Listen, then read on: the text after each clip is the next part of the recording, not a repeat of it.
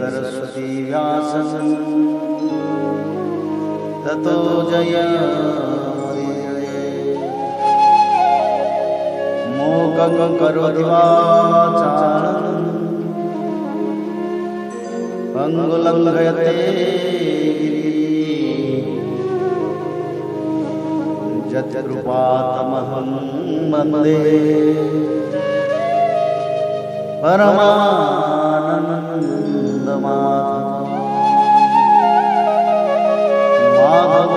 माधवो वाक्यं माधवो हरि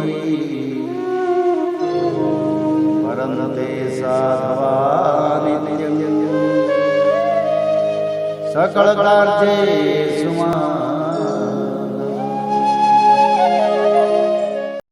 जय श्री माधव। अथेकोविंशो अध्याय। महाराज ऋतु का अपनी प्रजा को उपदेश। श्री मैत्रेय जी कहते हैं, विदुर जी, उस समय महाराज ऋतु का नगर सर्वत्र मोतियों की लड़ियों, फूलों की मालाओं, रंग बिरंगे वस्त्रों से, सोने के दरवाजों और अत्यंत सुगंधित धूप से सुशोभित था। उसकी गलियां, चौक और सड़कें चंदन और अगरज के जल से सींच दी गई थी तथा उससे पुष्प, अक्षत, फल, यावांकुर, खील और दीपक आदि मांगलिक द्रव्यों से सजाया गया था। वह ठोर ठोर पर रखे हुए फूल के गुच्छों से युक्त केले के खम्भों और सुपारी के पौधों से बड़ा ही मनोहर जान पड़ता था तथा सब ओर आम आदि वृक्षों के नवीन पत्तों की वंदनवारों से विभूषित था। जब महाराज ने नगर में प्रवेश किया तब दीपक, उपहार और अनेक प्रकार की मांगलिक सामग्री लिए हुए प्रजाजनों ने तथा मनोहर कुंडलों से सुशोभित सुंदरी कन्याओं ने उनकी अगवानी की। शंख और दुंदुभी आदि बाजे बजने लगे, ऋत्विज गण वेद ध्वनि करने लगे, बंदी जनों ने स्तुति गान आरंभ कर दिया। यह सब देख और सुनकर भी उन्होंने किसी प्रकार का अहंकार नहीं हुआ। इस प्रकार वीरवर पृथु ने राजमहल में प्रवेश किया। मार्ग में जहाँ तहाँ पूर्ववासी और देववासियों ने उनका अभिनंदन किया। परम यशस्वी महाराज ने भी उन्हें प्रसन्नता पूर्वक अभीष्ट वर देकर संतुष्ट किया। महाराज पृथु महापुरुष और सभी के पूजनीय थे। उन्होंने इसी प्रकार के अनेकों उदार कर्म करते हुए पृथ्वी का शासन किया और अंत में अपने विपुल यश का विस्तार कर भगवान का परम पद प्राप्त किया। सूत जी कहते हैं, मुनिवर शौनक जी, इस प्रकार भगवान श्री मैत्रेय के मुख से आदिराज पृथ्वी का अनेक प्रकार के गुणों से संपन्न और गुणवानों द्वारा प्रशंसित विस्तृत सुयश सुनकर परम भागवत विदुर जी ने उनका अभिनंदन करते हुए कहा। विदुर जी बोले, ब्राह्मणों ने पृथु का अभिषेक किया, समस्त देवताओं ने उन्हें उपहार दिए, उन्होंने अपनी भुजाओं में वैष्णव तेज को धारण किया और उससे पृथ्वी का दोहन किया। उनके उस पराक्रम के उच्चिष्ट रूप विषय भोगों से ही आज भी संपूर्ण राजा तथा लोकपालों के सहित समस्त लोग इच्छा अनुसार जीवन निर्वाह करते हैं। भला ऐसा कौन समझदार होगा जो उनकी पवित्र कीर्ति सुनना ना चाहेगा। अतः अभी आप मुझे उनके कुछ और भी पवित्र चरित्र सुनाइए। श्री मैत्रेय जी ने कहा, साधु श्रेष्ठ विदुर जी, महाराज पृथु गंगा और यमुना के मध्यवर्ती देश में निवास कर अपने पुण्य कर्मों के क्षय की इच्छा से प्रारब्ध वश प्राप्त हुए भोगों को ही भोगते थे। ब्राह्मण वंश और भगवान के संबंधी विष्णु भक्तों को छोड़कर उनका सातों द्वीपों के सभी पुरुषों पर अखंड एवं अबाध शासन था। एक बार उन्होंने एक महासत्र की दीक्षा ली। उस समय वहाँ देवताओं, ब्रह्मर्षियों और राजर्षियों का बहुत बड़ा समाज एकत्र हुआ। उस समाज में महाराज पृथु ने उन पूजनीय अतिथियों का यथा योग्य सत्कार किया और फिर उस सभा में नक्षत्र मंडल में चंद्रमा के समान खड़े हो गए। उनका शरीर ऊंचा, भुजाएं भारी और विशाल, रंग गोरा, नेत्र कमल के समान सुंदर और अरुण वर्ण, नासिका सुघड़, मुख मनोहर, स्वरूप सौम्य, कंधे ऊंचे और मुस्कान से युक्त, दंत पंक्ति की सुंदर थी। उनकी छाती चौड़ी, कमर का पिछला भाग स्थूल और उदर पीपल के पत्ते के समान सुडौल तथा बल पड़े हुए होने से और भी सुंदर जान पड़ता था। नाभि भंवर के समान गंभीर थी, शरीर तेजस्वी था, जंघाएं सुवर्ण के समान देदीप्यमान थी तथा पैरों के पंजे उभरे हुए थे। उनके बाल बारीक घुंघराले, काले और चिकने थे। गर्दन शंख के समान उतार चढ़ाव वाली तथा रेखाओं से युक्त थी और वे उत्तम बहुमूल्य धोती पहने और वैसे ही चादर ओढ़े थे। दीक्षा के नियमानुसार उन्होंने समस्त आभूषण उतार दिए थे। इससे उनके शरीर के अंग प्रत्यंग की शोभा अपने स्वाभाविक रूप में स्पष्ट झलक रही थी। वे शरीर पर कृष्ण मृग का चर्म और हाथों में कुशा धारण किए हुए थे। इससे उनके शरीर की कांति और भी बढ़ गई थी। वे अपने सारे नित्य कृत्य यथाविधि संपन्न कर चुके थे। राजा पृथु ने मानो सारी सभा को हर्ष से सराबोर करते हुए अपने शीतल एवं स्नेहपूर्ण नेत्रों से चारों ओर देखा और फिर अपना भाषण प्रारंभ किया। उनका भाषण अत्यंत सुंदर, विचित्र पदों से युक्त, स्पष्ट, मधुर, गंभीर एवं निशंक था, मानो उस समय वे सबका उपकार करने के लिए अपने अनुभव का ही अनुवादन कर रहे हो। राजा पृथु ने कहा, सज्जनों, आपका कल्याण हो। आप महानुभाव जो यहाँ पधारे हैं, मेरी प्रार्थना सुने। जिज्ञासु पुरुषों को चाहिए कि संत समाज में अपने निश्चय का निवेदन करें। इस लोक में मुझे प्रजाजनों का शासन, उनकी रक्षा, उनकी आजीविका का प्रबंध तथा उन्हें अलग अलग अपनी मर्यादा में रखने के लिए राजा बनाया गया है। अतः इनका यथावत पालन करने से मुझे उन्हीं मनोरथ पूर्ण करने वाले लोगों की प्राप्ति होनी चाहिए जो वेदवादी मुनियों के मतानुसार संपूर्ण कर्मों के साक्षी श्री हरि के प्रसन्न होने पर मिलते हैं। जो राजा प्रजा को धर्म मार्ग की शिक्षा न देकर केवल उससे कर वसूल करने में लगा रहता है, वह केवल प्रजा के पाप का ही भागी होता है और अपने ऐश्वर्य से हाथ धो बैठता है।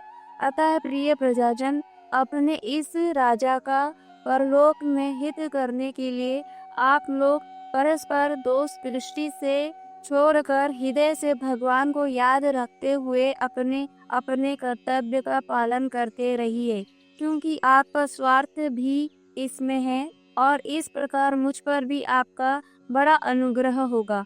विशुद्ध चित्त देवता, पितर और महर्षिगण, आप भी मेरी इस प्रार्थना का अनुमोदन कीजिए, क्योंकि कोई भी कर्म हो, मरने के अनंतर उसके कर्ता, उपदेष्टा और समर्थकों को उसका समान फल मिलता है। माननीय सज्जनों, किन्हीं श्रेष्ठ महानुभव के मत में तो कर्मों का फल देने वाले भगवान यज्ञपति ही है, क्योंकि यह लोक और परलोक दोनों ही जगह कोई कोई शरीर बड़े तेजोमय देखे जाते हैं। मनु, उत्तानपाद, महीपति, ध्रुव, राजर्षि प्रियव्रत, हमारे दादा अंग तथा ब्रह्मा, शिव, प्रहलाद, बलि और इसी कोटि के अनन्याय महाअनुभव के मत में तो धर्म, अर्थ, काम, मोक्ष रूप चतुर्वर्ग तथा स्वर्ग और उपवर्ग के स्वाधीन नियामक कर्म फल दाता रूप से भगवान गदाधर की आवश्यकता है ही। इस विषय में तो केवल मृत्यु के देहित्र वेन आदि कुछ सोचनीय और धर्म विमूल लोगों का ही मतभेद है, अतः उसका कोई विशेष महत्व नहीं हो सकता। जिनके चरण कमलों की सेवा के लिए निरंतर बढ़ने वाली अभिलाषा उन्हीं के चरण नख से निकली हुई गंगा जी के समान संसार ताप से संतप्त जीवों के समस्त जन्मों के संचित मनोमल को तत्काल नष्ट कर देती है। जिनके चरण तल का आश्रय लेने वाला पुरुष सब प्रकार के मानसिक दोषों को धो डालता तथा वैराग्य और तत्व साक्षात्कार रूप फल पाकर भी इस दुखमय संसार चक्र में नहीं पड़ता, और जिनके चरण कमल सब प्रकार की कामनाओं को पूर्ण करने वाले हैं, उन प्रभु को आप लोग अपनी अपनी आजीविका के उपयोगी वर्णाश्रमोचित अध्यापनादि कर्मों तथा ध्यान, स्तुति, पूजादि मानसिक, वाचिक एवं शारीरिक क्रियाओं के द्वारा भजे। हृदय में किसी प्रकार का कपट न रखे तथा यह निश्चय रखे कि हमें अपने अपने अधिकार अनुसार इसका फल अवश्य प्राप्त होगा। भगवान स्वरूपतः विशुद्ध विज्ञान घन और समस्त विशेषणों से रहित है, किंतु इस कर्म मार्ग में जो चावल आदि विविध द्रव्य, शुक्लादि गुण, अवघात, कूटना आदि क्रिया एवं मंत्रों के द्वारा और अत आश्रय, संकल्प, लिंग, पदार्थ, शक्ति तथा ज्योतिषोम आदि नामों से संपन्न होने वाले अनेक विशेष गुण युक्त यज्ञ के रूप में प्रकाशित होते हैं। जिस प्रकार एक ही अग्नि भिन्न भिन्न काष्ठों में उन्हीं के आकार आदि के अनुरूप भासती है, उसी प्रकार वे सर्वव्यापक प्रभु परमानंद स्वरूप होते हुए भी प्रकृति, काल, वासना और अदृष्टि से उत्पन्न हुए शरीर में विषयाकार बनी हुई बुद्धि में स्थित होकर उन यज्ञ यागादि क्रियाओं के फल रूप से अनेक प्रकार के जान पड़ते हैं। ओहो, इस पृथ्वी तल पर मेरे जो प्रजाजन यज्ञ भोक्ताओं के अधीश्वर सर्व गुरु श्री हरि का एक निष्ठ भाव से अपने अपने धर्मों के द्वारा निरंतर पूजन करते हैं, वे मुझ पर बड़ी कृपा करते हैं। सहनशीलता, तपस्या और ज्ञान इन विशिष्ट विभूतियों के कारण वैष्णव और ब्राह्मणों के वंश स्वभावतः ही उज्जवल होते हैं। उन पर राजकुल का तेज, धन, ऐश्वर्य आदि समृद्धियों के कारण अपना प्रभाव न डाले। ब्रह्मा आदि समस्त महापुरुषों में अग्रणीय ब्राह्मण भक्त पुराण पुरुष श्री हरि ने भी निरंतर इन्हीं के चरणों की वंदना करके अविचल लक्ष्मी और संसार को पवित्र करने वाली कीर्ति प्राप्त की है। आप लोग भगवान के लोक संग्रह रूप धर्म का पालन करने वाले हैं तथा सर्व अंतर्यामी स्वयं प्रकाश ब्राह्मण प्रिय श्री हरि विप्र वंश की सेवा करने से ही परम संतुष्ट होते हैं। अतः आप सभी को सब प्रकार से विनय पूर्वक ब्राह्मण कुल की सेवा करनी चाहिए। इनकी नित्य सेवा करने से ज्ञान और अभ्यास आदि के बिना ही शीघ्र ही चित्त शुद्ध हो जाने के कारण मनुष्य स्वयं ही परम शांति रूप मोक्ष प्राप्त कर लेता है। अतः लोक में इन ब्राह्मणों से बढ़कर दूसरा कौन है जो भविष्य भोजी गतार्थ देवताओं का मुख हो सके।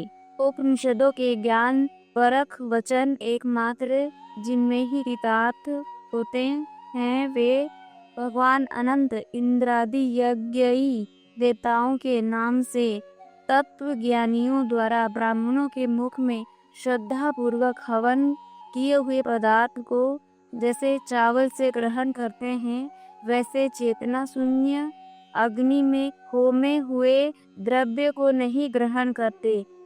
सभ्य गण जिस प्रकार स्वच्छ दर्पण में प्रतिबिंब का भान होता है, उसी प्रकार जिससे इस संपूर्ण प्रपंच का ठीक ठीक ज्ञान होता है, उस नित्य शुद्ध और सनातन ब्रह्म वेद को जो परमात्म तत्व की उपलब्धियों के लिए श्रद्धा, तप, मंगलमय आचरण, स्वाध्याय विरोधी वार्तालाप के त्याग तथा संयम और समाधि के अभ्यास द्वारा धारण करते हैं, उन ब्राह्मणों के चरण कमलों की धूलि को मैं आयु पर्यंत अपने मुकुट पर धारण करूंगा, क्योंकि उससे सर्वदा सिर पर चढ़ाते रहने से मनुष्य के सारे पाप तत्काल नष्ट हो जाते हैं और संपूर्ण गुण उसकी सेवा करने लगते हैं। उस गुणवान, शील संपन्न, कृतज्ञ और गुरुजनों की सेवा करने वाले पुरुष के पास सारी संपदाएं अपने आप आ जाती है। अतः मेरी तो यही अभिलाषा है कि ब्राह्मण कुल, गोवंश और भक्तों के सहित श्री भगवान मुझ पर सदा प्रसन्न रहे। श्री मैत्रेय जी कहते हैं, महाराज पृथु का यह भाषण सुनकर देवता, पितर और ब्राह्मण आदि सभी साधुजन बड़े प्रसन्न हुए और साधु साधु यूं कहकर उनकी प्रशंसा करने लगे। उन्होंने कहा, पुत्र के द्वारा पिता पुण्य लोकों को प्राप्त कर लेता है, यह श्रुति यथार्थ है। पापी वेन ब्राह्मणों के शाप से मारा गया था, फिर भी इनके पुण्य बल से उसका नरक से निस्तार हो गया। इसी प्रकार हिरण्यकश्यपु भी भगवान की निंदा करने के कारण नरक में गिरने वाला ही था कि अपने पुत्र प्रहलाद के प्रभाव से उन्हें पार कर गया। वीर व पृथु जी, आप तो पृथ्वी के पिता ही हैं और सब लोगों के एकमात्र स्वामी। श्री हरि में भी आपकी ऐसी अविचल भक्ति है, इसलिए आप अनंत वर्षों तक जीवित रहें। आपका सुयश बड़ा पवित्र है। आप उदार कीर्ति ब्राह्मण देव श्री हरि की कथाओं का प्रचार करते हैं। हमारा बड़ा सौभाग्य है, आज आपको अपने स्वामी के रूप में पाकर हम अपने को भगवान के ही राज्य में समझते हैं। स्वामिन, अपने आश्रितों को इस प्रकार का श्रेष्ठ उपदेश देना आपके लिए कोई आश्चर्य की बात नहीं है, क्योंकि अपनी प्रजा के ऊपर प्रेम रखना तो करुणामय महापुरुषों का स्वभाव ही होता है। हम लोग प्रारब्ध बस विवेकहीन होकर संसार अरण्य में भटक रहे थे, सो प्रभु आज आपने हमें इस अज्ञान अंधकार के पार पहुंचा दिया। आप शुद्ध सत्वमय परम पुरुष हैं, जो ब्राह्मण जाति में प्रविष्ट होकर क्षत्रियों की और क्षत्रिय जाति में प्रविष्ट होकर ब्राह्मणों की तथा दोनों जातियों में प्रतिष्ठित होकर सारे जगत की रक्षा करते हैं। हमारा आपको नमस्कार है। इति श्रीमद्भगवते महापुराणे परमहंस संहितायां चतुर्थ स्कंदे 21 अध्याय। जय श्री माधव।